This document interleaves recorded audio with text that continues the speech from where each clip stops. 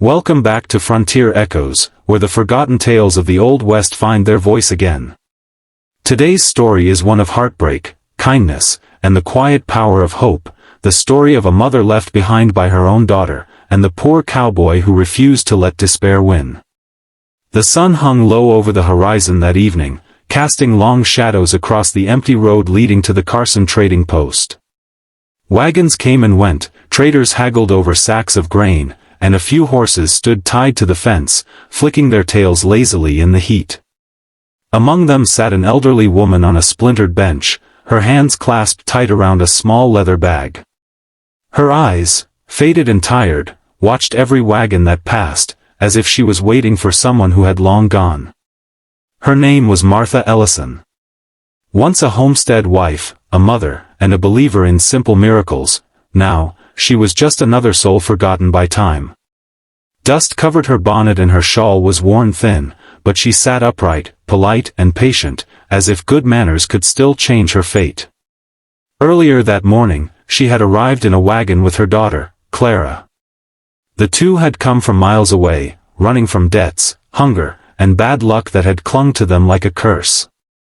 Clara, young and restless, believed she could find work in the bigger towns. Martha had trusted her, holding on to the hope that they would start fresh together. But when the wagon stopped at the trading post, Clara said she needed to trade supplies and would return in a few minutes. That was 4 hours ago. Martha had waited through the heat, through the shifting crowds, through the whispers of people who glanced at her and looked away. She kept telling herself her daughter would be back soon, that maybe the wagon had broken down or she'd gone to fetch something. But deep down, something heavy was settling in her chest, a truth she didn't want to name. As the evening cooled, a man rode into the post, a thin, weather-beaten cowboy named Samuel Creed. His hat was torn, his boots were cracked, and his horse looked as tired as he did. He had been riding for days, looking for odd jobs, hoping to earn enough to buy a new saddle. He dismounted slowly, stretched his back, and went to tie his horse near the trough.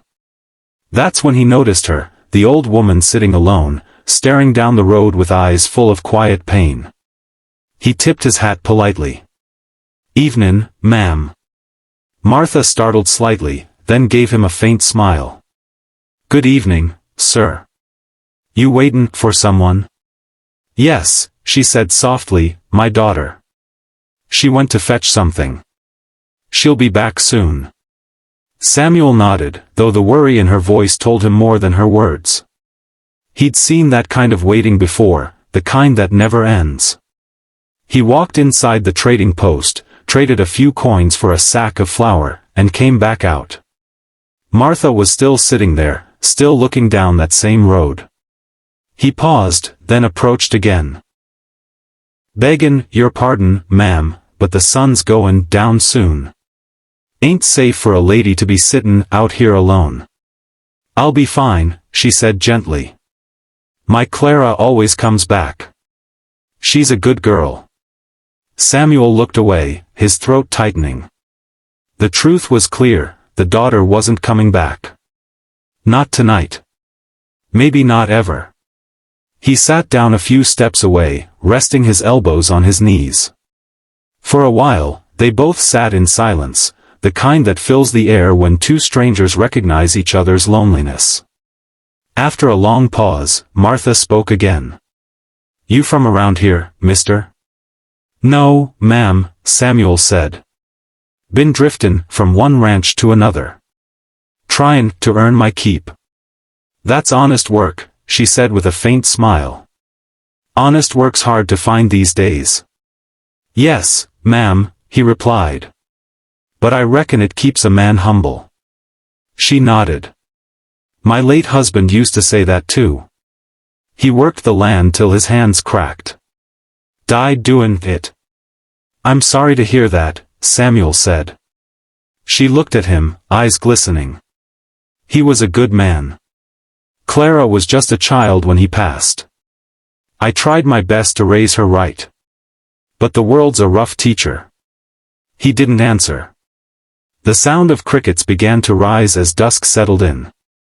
Then, from down the road, a wagon rolled past, not Clara's. Martha's face fell slightly, though she tried to hide it.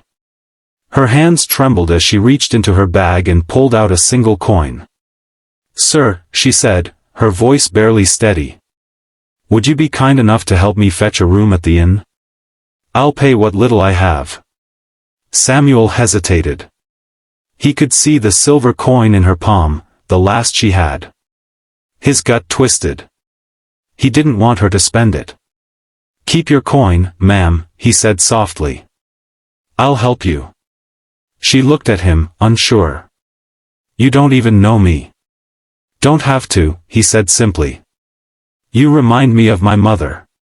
Something in her eyes broke then, not in pain, but in gratitude. She nodded slowly. Together they walked toward the inn, her steps slow, his steady. Inside, Samuel spoke to the innkeeper, a man named Joe Weller, who had seen more lost souls than he could count. "Joe," Samuel said, "this lady needs a place for the night. I'll settle up in the mornin' when I get paid for that freight job." Joe glanced between them, then nodded. "All right, Creed. You always keep your word." They led Martha to a small room upstairs, bare but clean. A single candle flickered on the table, throwing shadows across the wooden walls. "Thank you," she whispered. "I don't know what I'd have done if you hadn't stopped." Samuel smiled faintly. "Don't think on it, ma'am. Just rest." That night, he couldn't sleep. He sat by the window downstairs, watching the stars over the plains. Something about her, her quiet dignity, her heartbreak, stayed with him. He knew too well what it felt like to be left behind. When morning came, he went to check on her. She was sitting by the window, holding her small leather bag. Her eyes were red but calm. "Morning, ma'am," he said softly. "Good morning, Mr. Creed," she said.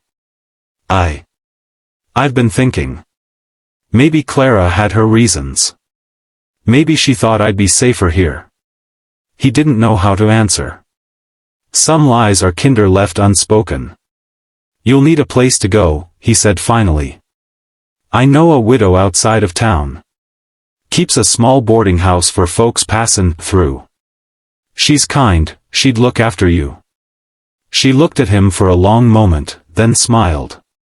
"You're a good man, Mr. Creed." "Just tryin' to do what's right," he said. They rode out that afternoon, his horse slow, the air warm and quiet. Martha sat behind him on the saddle, her hands resting lightly at his sides. For the first time in days, she wasn't waiting for someone who'd never come. When they reached the boarding house, a kind-faced woman named Mrs. Whitley welcomed them. She listened to Martha's story, then took her hand gently. "You can stay here as long as you need," she said. Martha turned to Samuel. "How can I ever repay you?" He smiled. "You already did. Reminded me what kindness looks like." She reached up, touched his arm, and said softly, "Don't let the world make you hard, son." He tipped his hat and rode off, the wind tugging at his coat, leaving behind the faint scent of hope. Weeks passed. Martha settled into her new home. She helped Mrs. Whitley with the cooking, mended clothes for travelers, and even began to hum again, old songs her husband once played on the porch. Each evening, she'd sit by the fence, looking toward the road. Not for Clara anymore, but for Samuel Creed, the poor cowboy who gave her a reason to believe again. And one day, he did return. He rode in with a new horse, his clothes dusted from the trail but his smile bright. "Afternoon, ma'am," he called as he dismounted. Martha laughed, a sound so warm it melted the years from her face. "Mr. Creed. You came back. Couldn't stay away," he said, grinning. "Brought you something, Dot." He handed her a small parcel.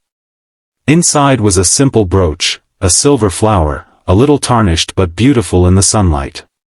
"Found it at a trader's stand," he said shyly. "Figured you deserved something that shines." Tears welled in her eyes. You shouldn't have. Reckon I should, he said softly. World's short on folks who care. Gotta hold on to the good ones. She smiled and fastened the brooch to her shawl. Thank you, Samuel. For everything. He nodded. I'll be headin' north soon. Heard they need hands on the ranch up in Rollins. But I'll come by when I can. You'll always have a place here, she said warmly. Always. He tipped his hat and turned to leave, but she called out one last time. Mr. Creed? Yes, ma'am. God bless you. He smiled, that quiet, humble smile of a man who's seen too much and still chooses kindness. As he rode away, the wind carried her words after him, soft and steady across the plains. And for Martha Ellison, life began again, not with riches, not with family, but with the simple grace of being seen, helped, and remembered. Because sometimes, in the wild heart of the frontier, miracles don't come with thunder or gold, they come wearing a dusty hat, riding an old horse, and carrying nothing but goodness in their hands. Soft music fades. This was another true echo from the forgotten frontier, a story of humanity surviving against the hardest odds. If this story touched your heart, ride along with us again next time on Frontier Echoes, where every whisper of the past still speaks to the soul.